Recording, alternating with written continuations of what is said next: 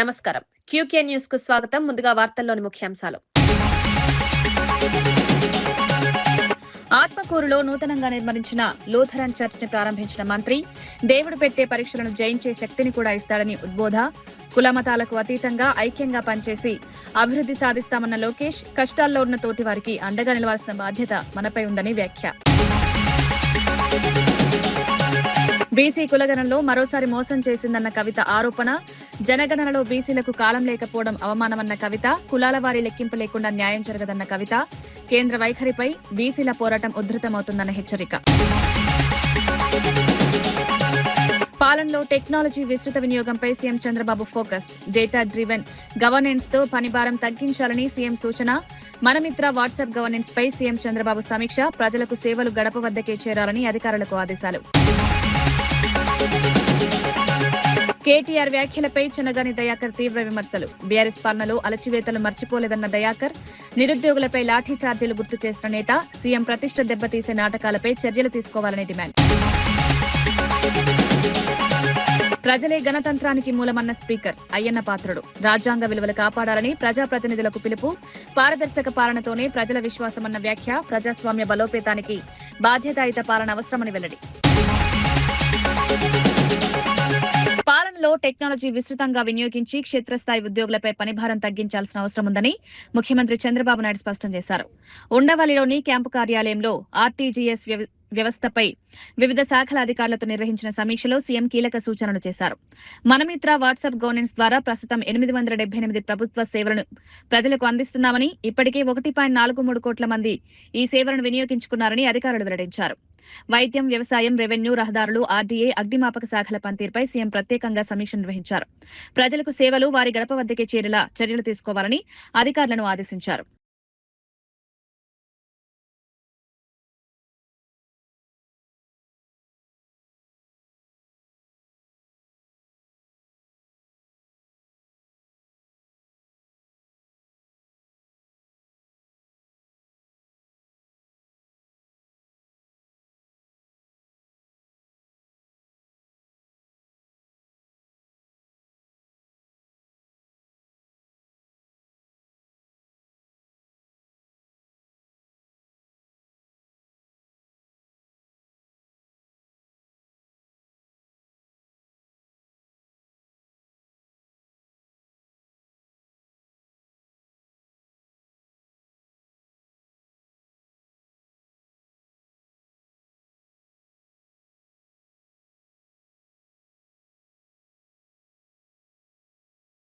BC కులగణన విషయంలో కేంద్రంలోని బీజేపీ ప్రభుత్వం మరోసారి మోసానికి పాల్పడిందని తెలంగాణ జాగృతి అధ్యక్షురాలు కల్వకుంట్ల కవిత తీవ్ర విమర్శలు చేశారు. కేంద్రం విడుదల చేసిన తాజా జనగణన డాక్యుమెంట్లో బీసీలకు ప్రత్యేక కాలం లేకపోవడాన్ని ఆమె తప్పుపట్టారు. తెలంగాణ జాగృతి బీసీల్లోని ఉపకులాల లెక్కింపుకు ప్రయత్నాలు చేస్తుంటే కేంద్ర ప్రభుత్వం కనీసం బీసీ కాలం కూడా పెట్టకపోవడం యావత్ బీసీలను అవమానించడమేనని మండిపడ్డారు. రాజకీయ ప్రయోజనాల కోసం బీసీ వర్గాలను విస్మరించడం సరికాదన్నారు. ఈ విధానం కొనసాగితే బీసీల పోరాటం మరింత ఉధృతమవుతుందని హెచ్చరించారు. కేంద్ర ప్రభుత్వ వైఖరిపై దేశవ్యాప్తంగా బీసీల్లో ఆందోళన పెరుగుతోందని వ్యాఖ్యానించారు. అనేక మంది మేధావులతో నిన్నటి నుండి కూడా మాట్లాడుతూ ఉన్నాం. ఆ ఒక కార్యక్రమాన్ని పెద్ద ఎత్తున మన సంస్థ నుండి టేకప్ చేయబోతున్నాం అన్న విషయాన్ని కూడా మీకు తెలియజేస్తా ఉన్నాను. ఈ నెల 29వ తారీఖున మనం ఒక రౌండ్ టేబుల్ కాన్ఫరెన్స్ ఏర్పాటు చేస్తున్నాం. అందులో బీసీలనే కాదు, ప్రతి ఒక్క కాస్ట్, ఆ కాస్ట్ లో ఉండే సబ్ కాస్ట్, సోకాల్డ్ అగ్రవర్ణాలైనా సరే, ఎస్సీ ఎస్టీస్ కి ఆల్రెడీ రిజర్వేషన్ ఉన్న వాళ్ళైనా సరే, సంచార జాతులు, బీసీలలో, ఆదివాసీలలో, ట్రైబల్స్లలో ఉండే ఉపకులాలైనా సరే, అన్నిటినీ కూడా ఒక ప్రాపర్ డాక్యుమెంట్ చేసి మనమే కేంద్ర ప్రభుత్వానికి ఇవ్వబోతా ఉన్నాం. ఇది జాగృతి సంస్థ చేపట్టేటటువంటి అతిపెద్ద ఎక్సర్సైజ్ అవుతుంది. దానికోసం మనందరం కూడా సమాయత్తం అవ్వాలని చెప్పి మీకు పిలుపునిస్తా ఉన్నాను. మరి ఆ ప్రయత్నాన్ని చేసే ఆలోచనలో మనం ఉంటే కేంద్ర ప్రభుత్వం కంప్లీట్ గా బీసీ అనే కాలాన్ని ఎగ్గొట్టేయడం అంటే మళ్ళీ ఒకసారి 2011లో ఎట్లయితే కాంగ్రెస్ ప్రభుత్వం దేశ ప్రజలు మోసం చేసిందో, ఇప్పుడు కొత్తగా 2026లో బీజేపీ కూడా మళ్ళీ అదే ప్రయత్నం చేస్తా ఉంది. కాబట్టి ఆ ప్రయత్నాన్ని మనం సాగనీయొద్దు, బలంగా వెంటబడాలని చెప్పి జాగృతి కార్యకర్తలకు, నాయకులకు అందరూ కూడా పిలుపునిస్తూ మరి గణతంత్ర దినోత్సవ స్ఫూర్తి సంవత్సరం పొడుగునా కూడా కొనసాగించాలి. దేశానికి పనికొచ్చేటటువంటి, దేశానికి దిశను చూపించేటటువంటి పనులు చేసి మనం సమాజానికి స్ఫూర్తిగా నిలవాలని కోరుతున్నాను. Thank you. జై తెలంగాణ. మంగళగిరి నియోజకవర్గం ఆత్మకూరులో పునర్నిర్మించిన లూథరన్ క్రీస్తు కరుణాలయం ప్రారంభోత్సవ కార్యక్రమంలో విద్యా ఐటీ శాఖల మంత్రి నారా లోకేష్ పాల్గొన్నారు. ఈ సందర్భంగా ఆయన మాట్లాడుతూ ఆధ్యాత్మిక కేంద్రాలు సమాజంలో ఐక్యత, మానవత్వాన్ని పెంపొందిస్తున్నాయన్నారు. ప్రభుత్వం అన్ని వర్గాల ప్రజల సంక్షేమానికి కట్టుబడి ఉందని స్పష్టం చేశారు. విద్య, నైతిక విలువలతో కూడిన సమాజ నిర్మాణానికి ఇలాంటి కేంద్రాలు దోహదపడతాయన్నారు. ఈ ప్రారంభోత్సవం ఆత్మకూరు ప్రాంతంలో సామాజిక సౌహార్దానికి ప్రతీకగా నిలిచిందని స్థానికులు అభిప్రాయపడ్డారు.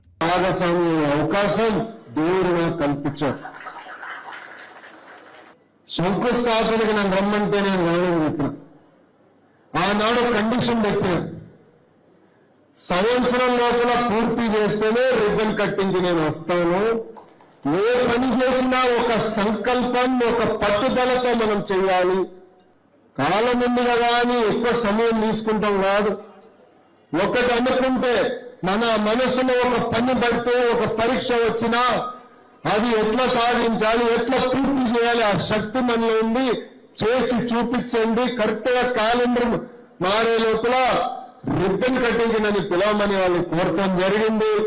నా కోరిక మేరకు ఈ పునర్నిర్మాణ కమిటీ ఏదైతే అద్భుతంగా ఈ రోజు మనం అందరం కట్టారో వాళ్ళకి సభా తరపున నా హృదయపూర్వక ధన్యవాదాలు నేను తెలియజేసుకుంటున్నాను. ఇది ఒక ఉదాహరణ. మనందరికీ గుర్తుపెట్టుకోవాలి, పరీక్షలు ఉంటాయి, భయపడకూడదు.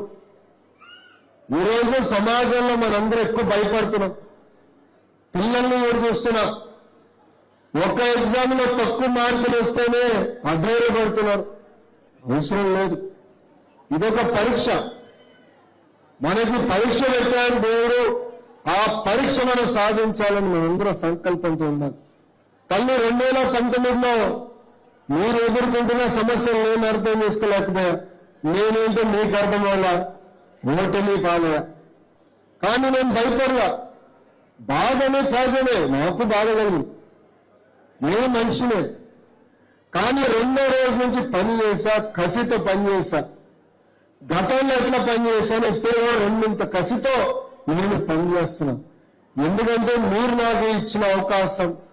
మనందరం కలిసికట్టుగా పనిచేస్తే. నాంపల్లిలోని ఫర్నిచర్ షాప్ లో జరిగిన అగ్ని ప్రమాదం అత్యంత దురదృష్టకరమని వీసీ సజ్జనార్ పేర్కొన్నారు. ఈ ఘటనలో మరణించిన వారి కుటుంబాలకు ఆయన ప్రగాఢ సానుభూతి తెలిపారు. ప్రమాద సమయంలో ప్రాణభయాన్ని లెక్క చేయకుండా సహాయక చర్యల్లో పాల్గొన్న దినేష్, మహమ్మద్ జకీర్, కలీం రహీం, అమర్ల సాహసాన్ని ఆయన ప్రశంసించారు. మతాలకు అతీతంగా వెల్లివిరిసిన సోదరభావం హైదరాబాద్ నగర విశిష్టతకు నిదర్శనమన్నారు. ఇలాంటి సంఘటనల్లో ప్రజలు ఒకరికొకరు అండగా నిలవడం సమాజానికి స్ఫూర్తినిస్తుందని వ్యాఖ్యానించారు. నాంపల్లిలో జరిగిన ఫర్నిచర్ షాప్ లో జరిగిన అగ్ని ప్రమాదంలో మరణించిన వారి కుటుంబాలకి నా తరఫు నుంచి, హైదరాబాద్ సిటీ పోలీస్ తరఫు నుంచి ప్రగాఢ సంతాపాన్ని వ్యక్తం చేస్తున్నాను. ఈ ఘటన అత్యంత దురదృష్టకరం. మనము GHMC, fire safety officials, HYDRAA ఇలాంటి సంఘటనని పునరావృత కాకుండా మనము చర్యలు తీసుకుపోతున్నాం. అట్లానే ఈ యొక్క ప్రమాదం జరిగినప్పుడు, ఏ సంఘటన జరిగినప్పుడు ప్రజల సహకారం ఎంతో మనకు దొరుకుతుంది. అట్లానే ఈ సంఘటన జరిగినప్పుడు అక్కడ ఉన్న ప్రజలు బాగా సహకరించారు. ముఖ్యంగా అక్కడ ఉన్న దినేష్, మహమ్మద్ జాకీర్, కలీం, రహీం, అమర్, అట్లానే local corporator Surekha Omprakash, Jafar Khan, corporator Mallepally అట్లా బాగా చేశారు. ముందు వచ్చి వాళ్ళు ప్రాణం కూడా లెక్క చేయకుండా మనతోని, మా ఒక యంత్రాంగంతో చేయి కలిపి ప్రజల్ని రెస్క్యూ చేయడానికి చాలా కృషి చేశారు. వాళ్ళందరికీ తెలంగాణ ప్రభుత్వ యంత్రాంగ తరఫు నుంచి, హైదరాబాద్ సిటీ పోలీస్ తరఫు నుంచి కూడా పేరుగా వాళ్ళకి అభినందిస్తారు. 77వ గణతంత్ర దినోత్సవం సందర్భంగా డాక్టర్ కేఏ పాల్ ప్రతి తెలుగు పౌరుడికి ప్రత్యేక పిలుపునిచ్చారు. రాజ్యాంగ విలువలను కాపాడుకోవడమే నిజమైన దేశభక్తి అని పేర్కొన్నారు. ప్రజాస్వామ్యం, మానవ హక్కులు, సమానత్వం కోసం ప్రతి ఒక్కరూ బాధ్యత వహించాలని సూచించారు. యువత దేశ భవిష్యత్తు అని, వారి నైతిక విలువలతో ముందుకు సాగాలని కోరారు. సమాజంలో శాంతి, ఐక్యత, న్యాయం నెలకొలాలంటే ప్రజల భాగస్వామ్యం అవసరమని ఆయన అభిప్రాయపడ్డారు. నేను చెప్తున్నాను పవన్ కళ్యాణ్ తమ్ముడు, ఇప్పుడైనా నువ్వు ప్రభు మార్గంలో ఉన్నాడు, శాంతి మార్గంలో ఉన్నాడు, దేశ మార్గంలో ఉన్నాడు, సత్య మార్గంలో ఉన్నాడు. హిందూ, ముస్లిం, క్రిస్టియన్స్, బుద్ధిస్ట్, జైన్ జూన్ 21 నేను ఎలాగ ఢిల్లీలో 7 రిలీజియస్ లీడర్స్ తో మీటింగ్ పెట్టాను. అలాంటి మీటింగ్లు అటెండ్ అవ్వు. ఇలాంటి పనికిమాల మాటలు, చేష్టలు మానేశాయి. ప్రతి ముఖ్యమంత్రికి, ప్రతి ఎంపీ, ఎమ్మెల్యేలకి నేను ఇచ్చే సలహా, ఇండియా సర్వనాశనం అయిపోతుంది, ఎకానమీ సర్వనాశనం అయిపోతుంది, జ్యుడిషియరీ ఇన్ఫ్లుయెన్స్ అయిపోతుంది. ఎక్కడికి వెళ్తున్నాం? మీడియా భయపడుతున్నారు సత్యాన్ని రిపోర్ట్ చేయడానికి. కనుక ఈ రిపబ్లిక్ డే నేను ఇచ్చిన మెసేజ్ ఏంటంటే రండి. అందుకే ఫిబ్రవరి 22న ఆదివారం చెన్నై మద్రాసులో YMCA నందనం గ్రౌండ్స్ లో ప్రపంచ శాంతి సభ పెడుతున్నాను. హిందువులు వస్తున్నారు, ముస్లిమ్స్ వస్తున్నారు, క్రిస్టియన్స్ వస్తున్నారు, అన్ని కులాల మతాల ప్రజలు వస్తున్నారు. రండి, కలిసి పనిచేద్దాం, దేశాన్ని ముందుకు తీసుకెళ్దాం, అభివృద్ధి చేద్దాం. చైనా కంటే మనం అతి తెలివైన వారు అని ప్రపంచమే ఒప్పుకుంటుంది. మనకు బెస్ట్ సైన్సిస్ట్, డాక్టర్స్, ఇంజనీర్స్ ఉన్నారని. రండి, అమెరికాతో కలిసి వారిని తప్పు మార్గంలో వెళ్లకుండా మనం వారిని నడిపించి ప్రపంచంలో నెంబర్ 1 స్థానం మనం. పద్మశ్రీ అవార్డు రవాణంపై ప్రముఖ నటుడు మురళీమోహన్ ఆనందం వ్యక్తం చేశారు. ఆలస్యంగా వచ్చిన గౌరవం మరింత విలువైందని ఆయన వ్యాఖ్యానించారు. దశాబ్దాల పాటు తెలుగు సినీ పరిశ్రమలో నటుడిగా, నిర్మాతగా సేవలందించిన తన కృషికి ఈ అవార్డు గుర్తింపుగా నిలిచిందన్నారు. తన సినీ ప్రయాణంలో సహకరించిన దర్శకులు, నిర్మాతలు, సహనటులు, అభిమానులందరికీ కృతజ్ఞతలు తెలిపారు. పద్మశ్రీ అవార్డు తనపై మరింత బాధ్యతను పెంచిందని, భవిష్యత్తులోనూ సమాజానికి ఉపయోగపడే కార్యక్రమాల్లో పాల్గొంటారని మురళీమోహన్ స్పష్టం చేశారు. అందరికీ నమస్కారం అండి. చాలా సంతోషంగా ఉంది నాకు. ఎందుకంటే ఎన్నో సంవత్సరాలుగా ఎదురు చూసిన ఈ పద్మ అవార్డ్స్ ఫంక్షను నిన్న సాయంత్రం 6 గంటలకు అనౌన్స్ చేసినప్పటి నుంచి అనేక మంది మిత్రులు, శ్రేయోభిలాషులు, మీడియా వారు అందరూ కూడా ఫోన్ చేస్తుంటే వాళ్ళందరికీ కూడా నా సంతోషాన్ని పంచుకునే అవకాశం నాకు వచ్చింది. మీకు ఎప్పుడో రావాల్సిందండి, ఇప్పటికైనా వచ్చిందంటే sir nothing is late, it is లేట్గా వచ్చిన లేటెస్ట్గా వచ్చిందండి అని చెప్పి. ఎందుకంటే అన్నీ మనం అనుకున్నప్పుడే రావు. తర్వాత ఏదైనా చెట్టుకు పండుగ చూసి కోసుకుందాం అన్నప్పుడు దొరికితే దాని అందం అప్పుడుతోటే పోద్ది. దొరకలేదు అని ఎదురు చూసిన తర్వాత దొరికితే దానికి వాల్యూ ఎక్కువ ఉంటుంది. ఇది కూడా నేను అలాగే ఫీల్ అవుతున్నాను. చాలా చాలా సంతోషంగా ఉంది. మిత్రులందరికీ కూడా నా శుభాకాంక్షలు తెలియజేస్తున్నాను. ఇంకో వేరే సందర్భంలో క్లియర్గా డీసెంట్గా తర్వాత మాట్లాడతాను.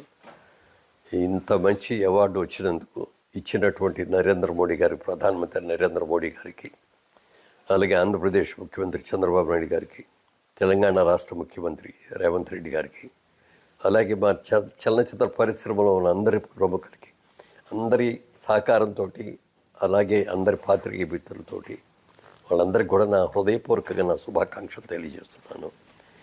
ఈ అవార్డు అందుకున్న తర్వాత తప్పక ఒకసారి మళ్ళీ డీటెయిల్డ్గా మళ్ళీ అప్పుడు ప్రెస్ మీట్ పెట్టుకొని చెప్తాను. తిరుమల తిరుపతి ప్రసాదంపై చేసిన వ్యాఖ్యలపై కిరాక్ ఆర్పీపై వైసీపీ నేత కొరిటిపాటి ప్రేమ్ కుమార్ తీవ్ర స్థాయిలో స్పందించారు. మాజీ మంత్రిని రోజాను ఉద్దేశించి అసభ్యకరంగా మాట్లాడడం తీవ్రంగా ఖండనీయమన్నారు. తిరుమలలో లడ్డూ జంతు కొవ్వు కలిసిందన్న ఆరోపణలపై సిట్ నివేదిక ఆధారంగా సుప్రీంకోర్టు స్పష్టమైన తీర్పిచ్చిందని గుర్తు చేశారు. పవిత్రమైన తిరుమల ప్రసాదాన్ని రాజకీయ విమర్శలకు వేదికగా మార్చడం భక్తుల మనోభావాలను దెబ్బతీస్తుందని హెచ్చరించారు. ఇలాంటి వ్యాఖ్యలపై చట్టపరమైన చర్యలు తీసుకోవాలని ఆయన డిమాండ్ చేశారు.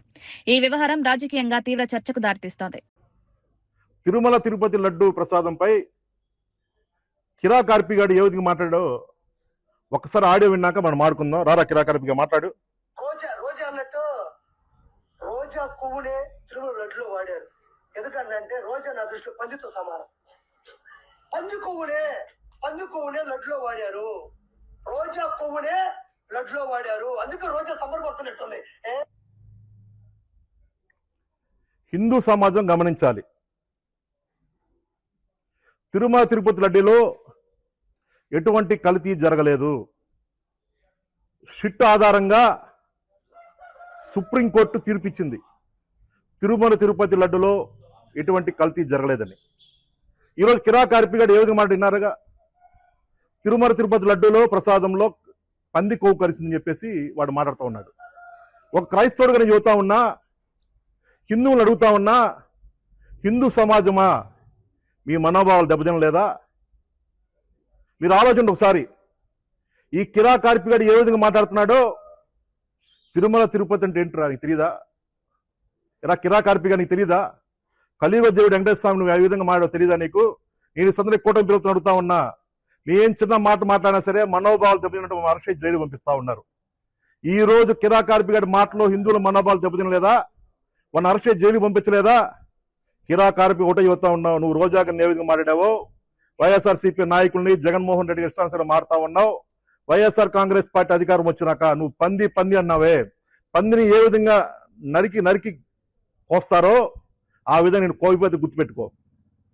ఎక్కువ మారుతా ఉన్నావు, ఖబర్దార్. కేటీఆర్ వ్యాఖ్యలపై TPCC general secretary Chanagani Dayakar తీవ్ర స్థాయిలో విరుచుకుపడ్డారు. రాజ్యాంగాన్ని చేతిలో పెట్టుకుని మాట్లాడే అర్హత నీకెక్కడదని ప్రశ్నించారు. బీఆర్ఎస్ పాలనలో మీడియాను అణచివేసిన ఘటనలు, రైతులకు బేడీలు వేసిన సంఘటనలు ప్రజలు మర్చిపోలేదన్నారు. నిరుద్యోగుల ఆత్మహత్యల సందర్భాల్లో ప్రభుత్వ స్పందన ఎలా ఉందో ప్రజలకు బాగా తెలుసన్నారు. సీఎం ప్రతిష్టను కించపరిచేలా జరిగిన నాటకాలపై డీజీపీ సుమోటోగా చర్యలు తీసుకోవాలని ఆయన డిమాండ్ చేశారు. ఈ వ్యాఖ్యలు తెలంగాణ రాజకీయాల్లో కొత్త దుమారం రేపాయి. నడియండలో నిలబెట్టిన దుర్మార్గులు మీరు ఇవాళ మీరు మాట్లాడితే సిగ్గు అనిపిస్తా ఉంది. నువ్వు భారత రాజ్యాంగం పుస్తకం పట్టుకునే అర్హత కేటీఆర్ కు ఉందా అని ఈ సందర్భంగా నేను సవాల్ ఇస్తా ఉన్నాను. ఇవాళ కాంగ్రెస్ ప్రభుత్వం వచ్చిన తర్వాత ధర్నాలు, పోరాటాలు లేని పోరాటాలు ఉండాలన్నటువంటి ప్రభుత్వం, పార్టీ కాంగ్రెస్ పార్టీ అనే విషయాన్ని గుర్తు తెచ్చుకోవాలి. ధర్నా చౌకులు బంద్ చేసింది, బ్యాన్ చేసింది మీరు కాదా కేటీఆర్? ఇంతకంటే దుర్మార్గం. ఉస్మానియా యూనివర్సిటీలో గజ్వేల్ ప్రాంతానికి చెందినటువంటి మురళీ ముదిరాజ్ చనిపోతే అర్ధరాత్రి 2 గంటలకు ఇదే ఉన్నటువంటి ఒంటేరు ప్రతాప్ రెడ్డి కూడా అందులో ఒక బాధితుడు అనే విషయాన్ని మర్చిపోవద్దు కేటీఆర్. గుర్తుపెట్టుకో. అబద్ధాలు, అసత్యాలు ఇవాళ మీరు మాట్లాడితే తెలంగాణ సమాజం మర్చిపోలేదు. మీ హాయంలో పెట్టినటువంటి అనేక ఇబ్బందులు, అనేక కేసులు, అనేక లాఠీ చార్జీలు ప్రజల్ని భయభ్రాంతులకు గురి చేసింది. తెలంగాణ సమాజం మర్చిపోదు అనే విషయాన్ని కేటీఆర్కి హెచ్చరిస్తా ఉన్నాను. భారత రాజ్యాంగానికి పురుడు పోసింది మేము. ఈ దేశంలో స్వేచ్ఛ ఉండాలన్నది మేము. లౌకిక శక్తులకు లౌకిక వాదం ఉండాలన్నది మేము. అనేక ఉన్నటువంటి ఎస్సీలకు, ఎస్టీలకు, బీసీలకు ఇవాళ ఒక రాజకీయ హోదాను తీసుకొచ్చింది కాంగ్రెస్ పార్టీ అనే విషయాన్ని గుర్తు తెచ్చుకో కేటీఆర్ అనేది ఈతవు పలుకుతా ఉన్నాను.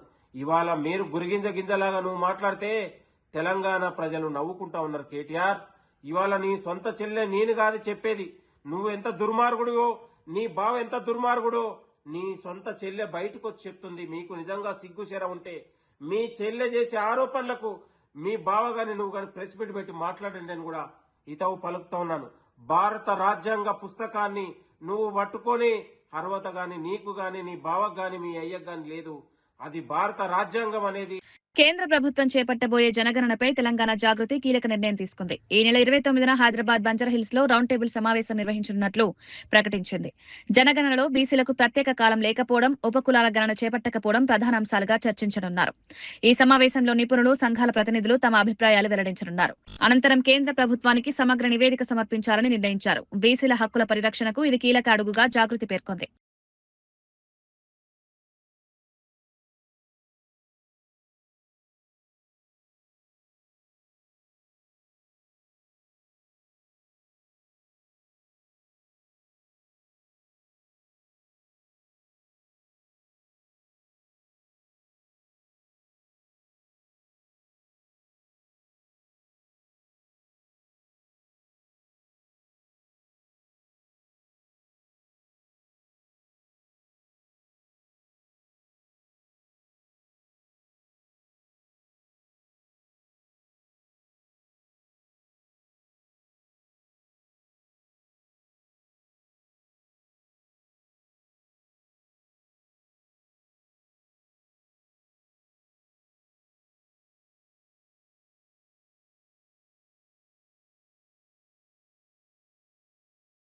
యువతకు ఇచ్చిన హామీల అమలుపై సోషల్ మీడియాలో తీవ్ర చర్చ జరుగుతోంది. యువతకు 99 పైసలకు ఎకరం భూమి ఇస్తామన్న హామీ అమలైందా అని ప్రశ్నలు లేవనెత్తుతున్నాయి.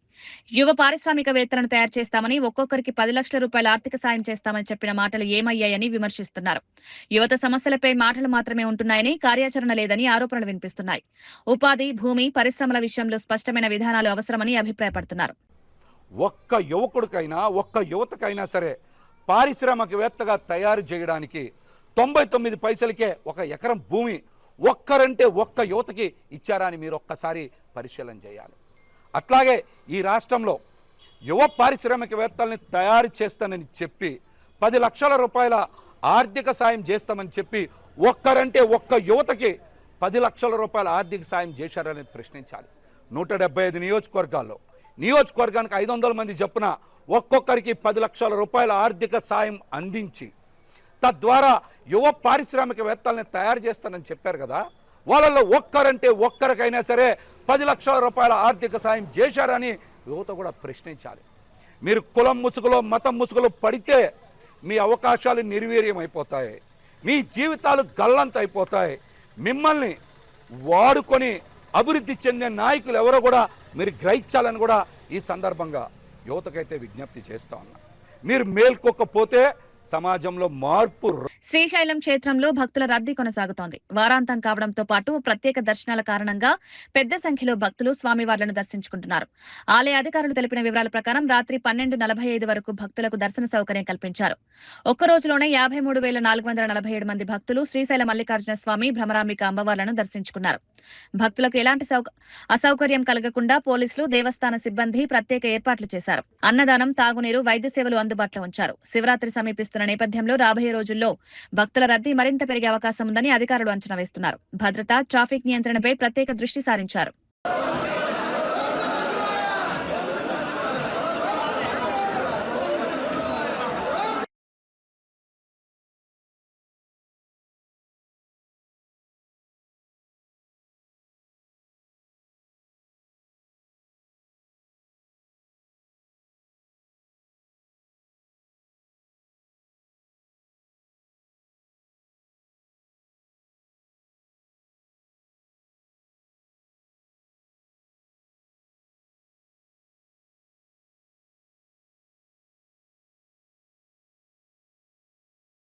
హైదరాబాద్ నలుమూలలా ప్రజలకు నాణ్యమైన కంటి వైద్యం అందించాలన్న లక్ష్యంతో ఎల్వి ప్రసాద్ ఐ ఇన్స్టిట్యూట్ ఆధ్వర్యంలో లహోటీ ఐ సెంటర్ ప్రారంభించినట్లు సంస్థ చైర్మన్ జిఎన్ రావు తెలిపారు.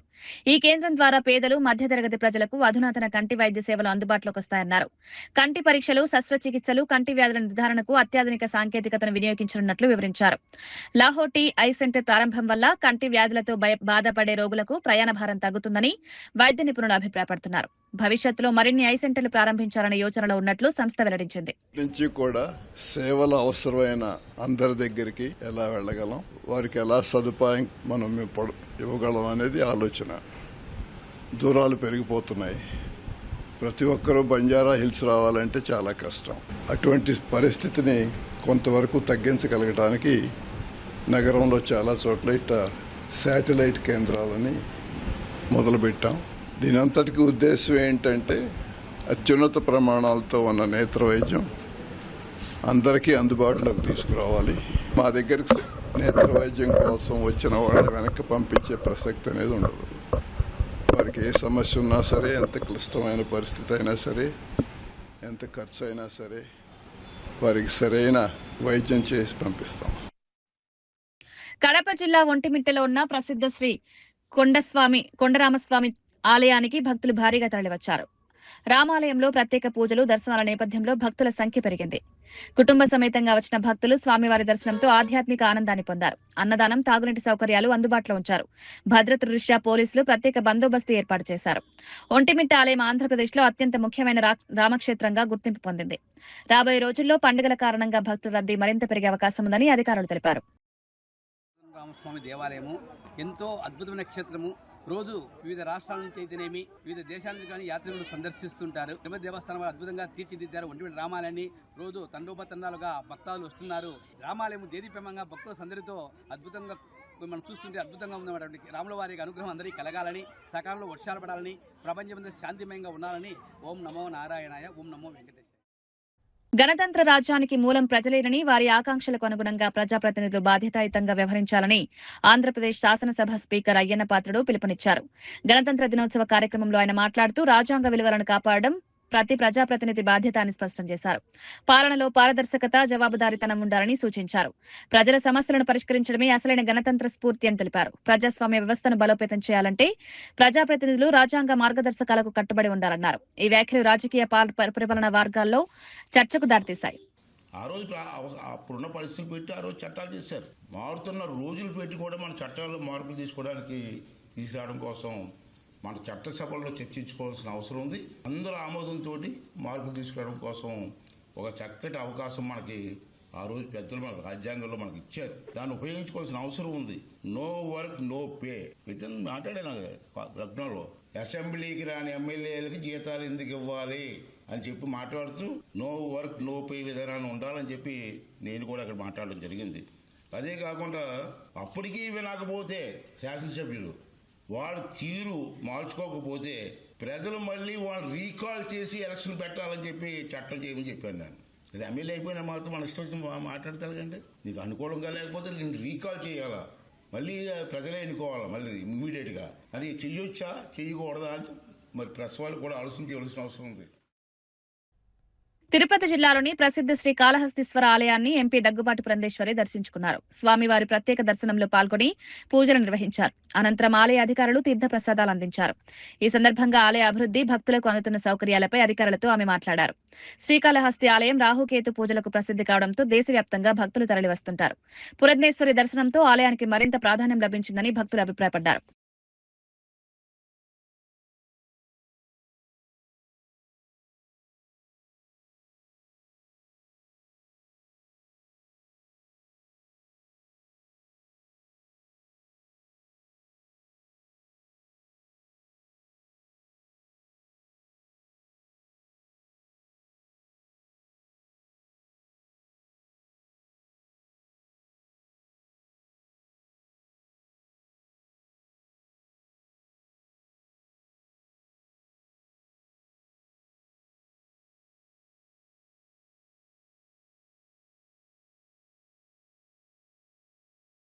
వార్తలు ముగించే ముందు ముఖ్యాంశాలు మరోసారి. ఆత్మకూరులో నూతనంగా నిర్మించిన లూథరన్ చర్చ్ ని ప్రారంభించిన మంత్రి, దేవుడు పెట్టే పరీక్షలను జయించే శక్తిని కూడా ఇస్తాడని ఉద్బోధ. కులమతాలకు అతీతంగా ఐక్యంగా పనిచేసి అభివృద్ధి సాధిస్తామన్న లోకేష్, కష్టాల్లో ఉన్న తోటి వారికి అండగా నిలవాల్సిన బాధ్యత మనపై ఉందని వ్యాఖ్య. బీసీ కులగణనలో మరోసారి మోసం చేసిందన్న కవిత ఆరోపణ. జనగణనలో బీసీలకు కాలం లేకపోవడం అవమానమన్న కవిత. కులాల వారీ లెక్కింపు లేకుండా న్యాయం జరగదన్న కవిత. కేంద్ర వైఖరిపై బీసీల పోరాటం ఉధృతమవుతుందన్న హెచ్చరిక. పాలనలో టెక్నాలజీ విస్తృత వినియోగంపై CM Chandrababu focus. Data driven governance తో పనిభారం తగ్గించాలని సీఎం సూచన. మనమిత్ర వాట్సాప్ గవర్నెన్స్ పై సీఎం చంద్రబాబు సమీక్ష. ప్రజలకు సేవలు గడప వద్దకే చేరాలని అధికారులకు ఆదేశాలు. కేటీఆర్ వ్యాఖ్యలపై చెనగాని దయాకర్ తీవ్ర విమర్శలు. బీఆర్ఎస్ పాలనలో అలచివేతలు మర్చిపోలేదన్న దయాకర్. నిరుద్యోగులపై లాఠీ ఛార్జీలు గుర్తు చేసిన నేత. సీఎం ప్రతిష్ట దెబ్బతీసే నాటకాలపై చర్యలు తీసుకోవాలని డిమాండ్. ప్రజలే గణతంత్రానికి మూలమన్న స్పీకర్ అయ్యన్న పాత్రుడు. రాజ్యాంగ విలువలు కాపాడాలని ప్రజాప్రతినిధులకు పిలుపు. పారదర్శక పాలనతోనే ప్రజల విశ్వాసమన్న వ్యాఖ్య. ప్రజాస్వామ్య బలోపేతానికి బాధ్యతాయుత పాలన అవసరమని వెల్లడి. ఇవి ఈనాటి వార్తా విశేషాలు. మరో బులెటిన్లో మళ్ళీ కలుద్దాం. నమస్కారం.